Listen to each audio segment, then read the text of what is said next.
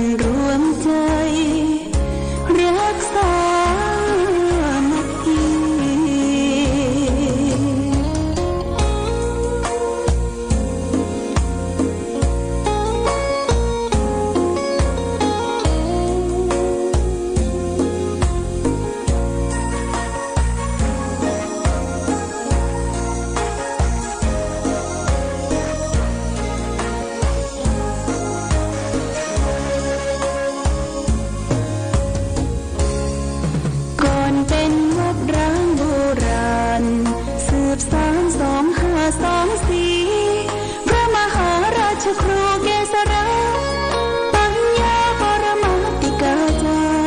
จากวัดดับภัยเชียงใหม่สืบสานเวลาผ่าน131 ปีนานไกลวัดพระบาทอุดมรุ่งเรืองงามตาเจ้านายบุญธรรมสาขาหลวงเมืองเชียงใหม่ปกครองหัวเมืองฟ้าทุ่มเทแรงกายแรงใจทุกชาติพันธุ์รวมใจรักษามัคคี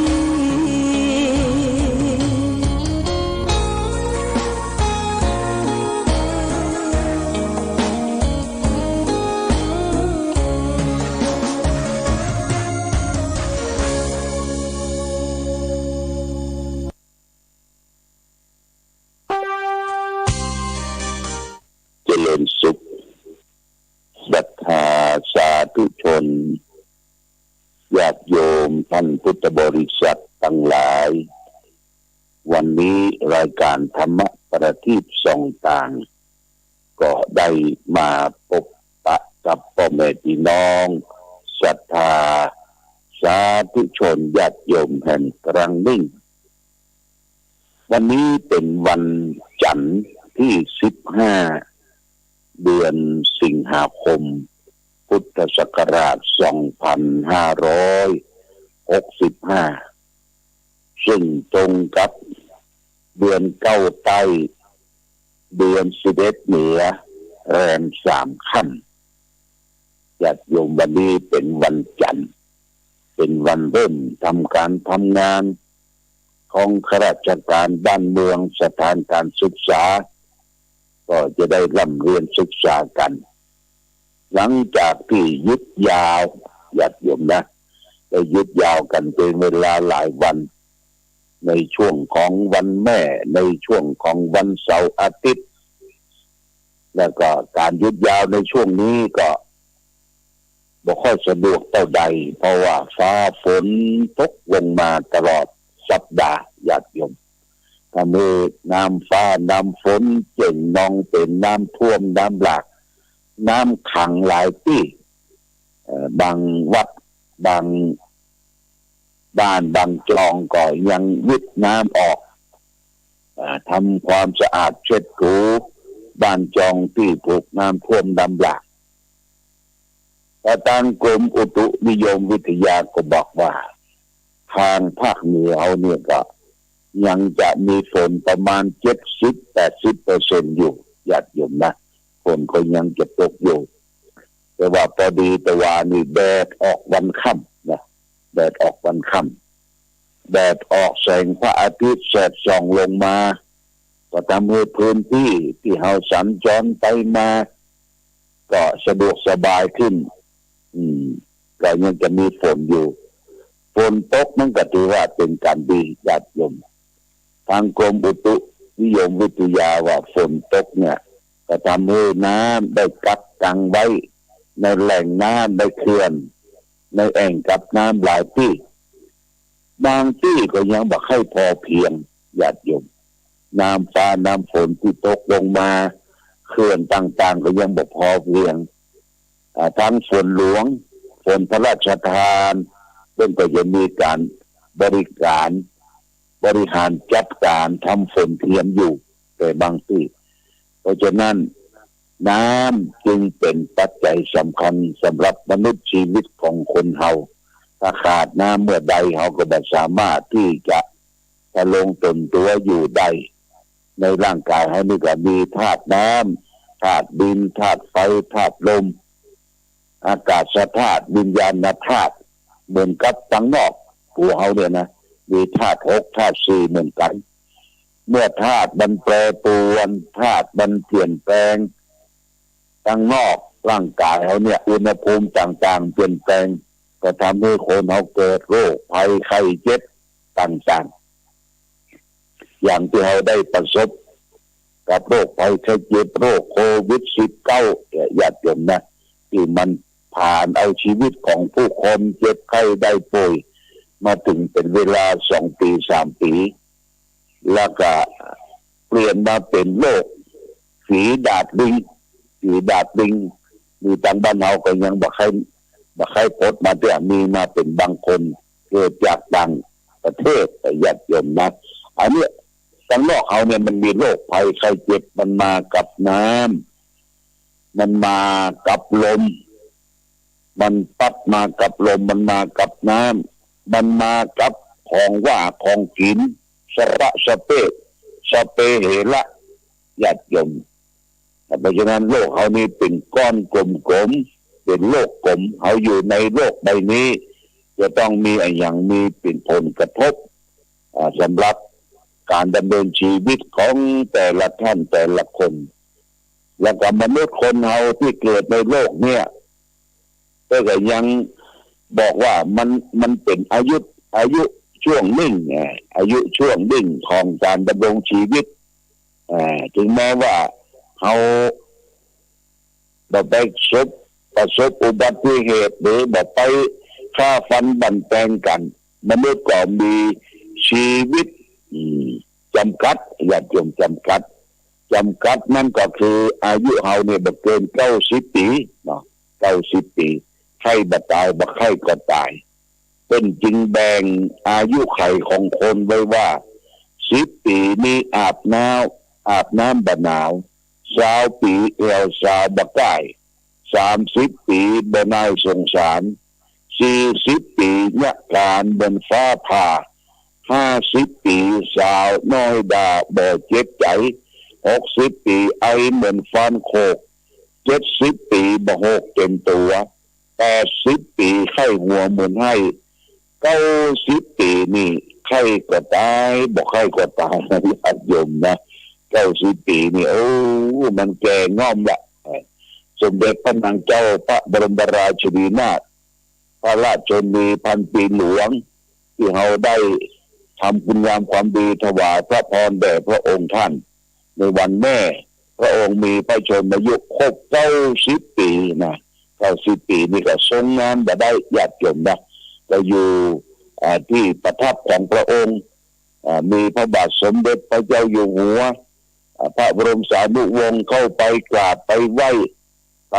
นิมนต์เจ้าประสงค์ไปรับพยทานที่ประทับของพระองค์เนี่ยบ่สามารถที่จะเหาะเหินเดินไปนั่นถึงนี้ได้ใน90 ปีญาติโยมองค์สมเด็จพระสัมมาสัมพุทธเจ้าของเรา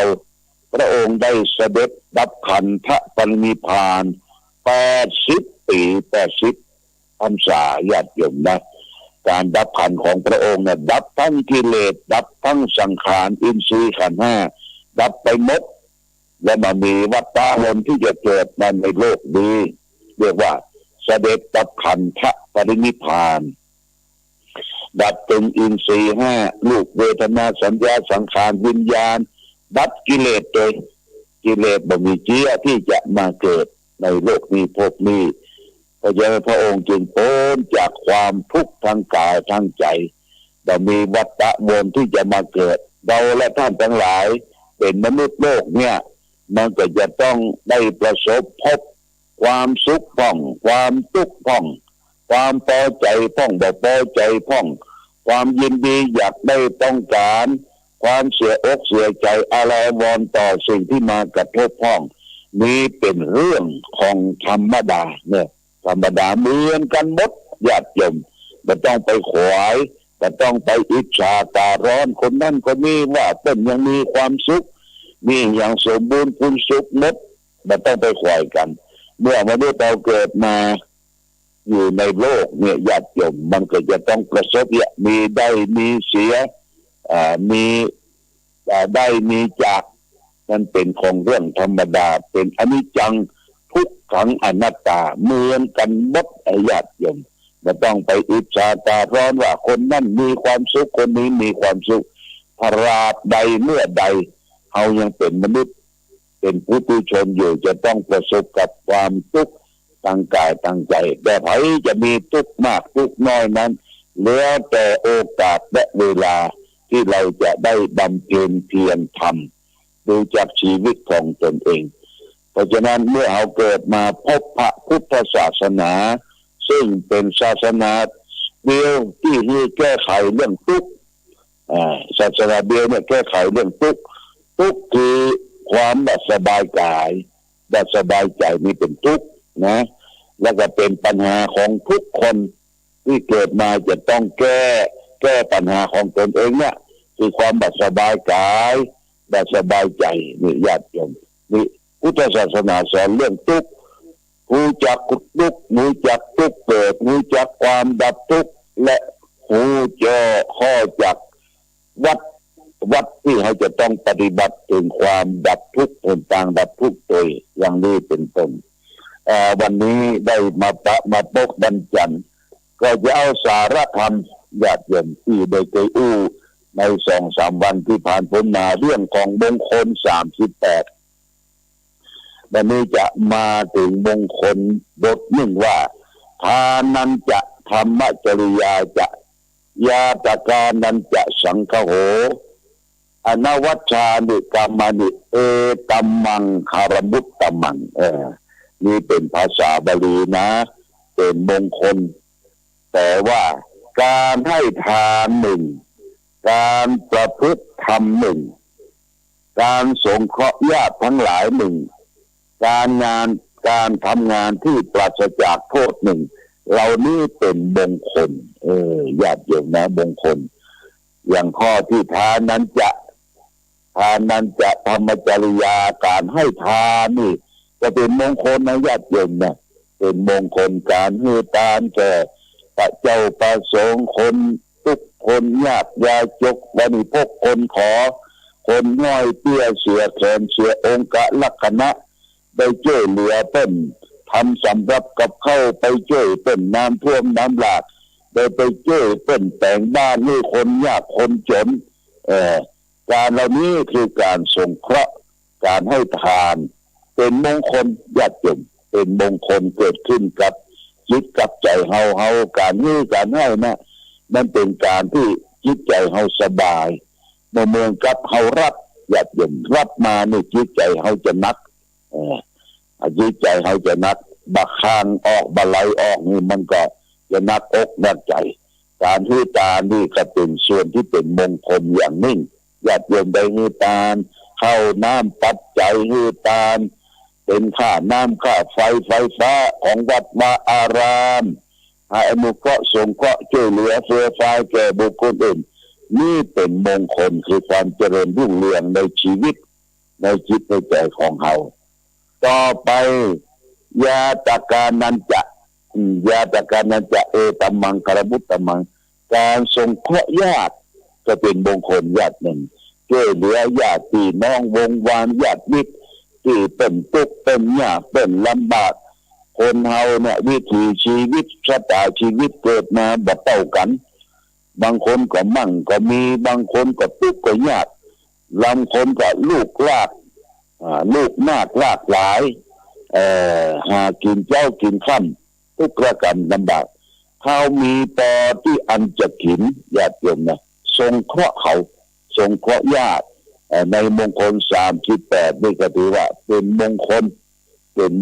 กับตนกับตัวสงเคราะห์ญาตินี่ก็เป็นข้อหนึ่งเป็นมงคลยาตกานันจะ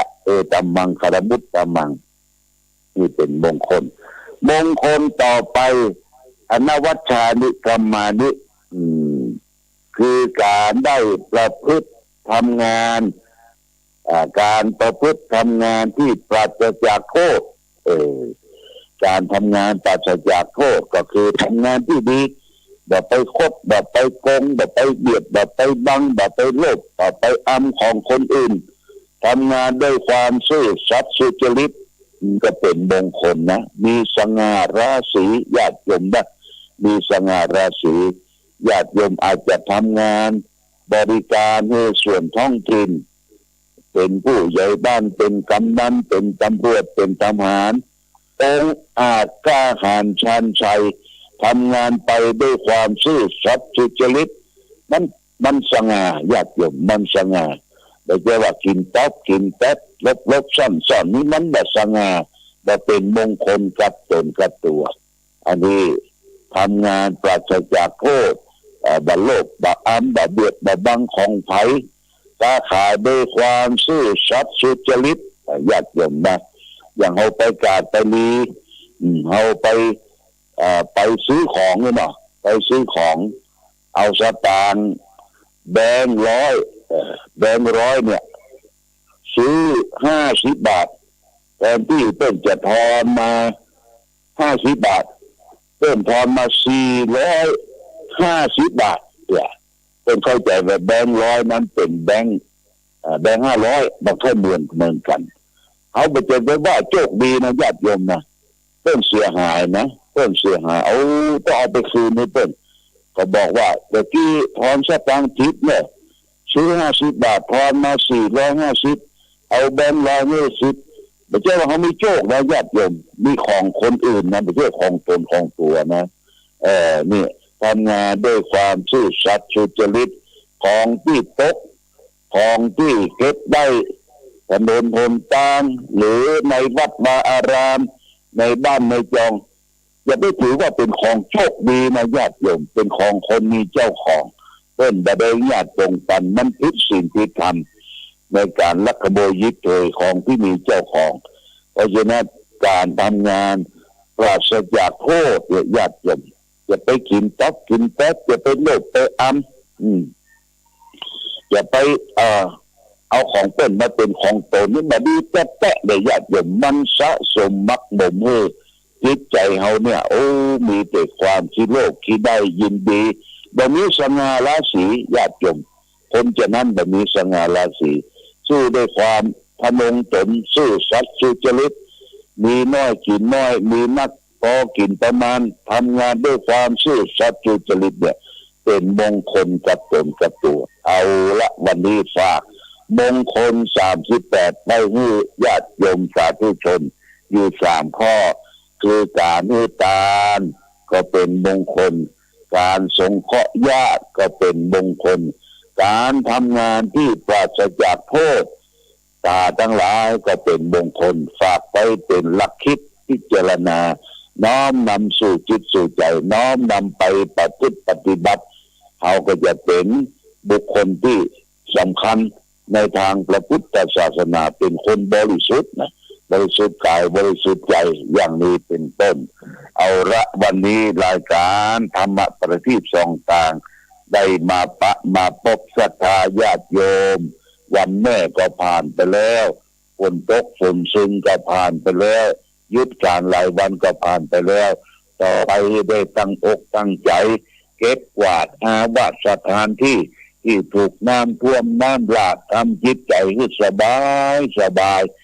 ไหวพระสวดมนต์ทั้งเจ้าทั้งค่ำน้อมนำธรรมะสู่จิตสู่ใจเขาก็จะเป็นบุคคลที่มีความสุขวันบันใจในปัจจุบันและในอนาคตต่อไปรายการธรรมะประทีปส่องต่างได้มาพบศรัทธาญาติโยมท่านสาธุชนทั้งหลายก็พอสมควรแก่กาลเวลาสุดท้ายขออำนวยอวยชัยศรัทธาญาติโยมมีความสุขความเจริญรุ่งเรืองปราศจากสรรพทุกข์โศกโรคภัยที่ประกอบไปด้วยจตุรพิธพรใจทั้ง4ประการคือมีอายุวันนะสุขภาระมีปฏิภาณพระนสารสมบัติธรรมสารสมบัติทุกทิวาราธิการเหมือนกันทุกรูปทุกท่านทุกคนด้วยเถิด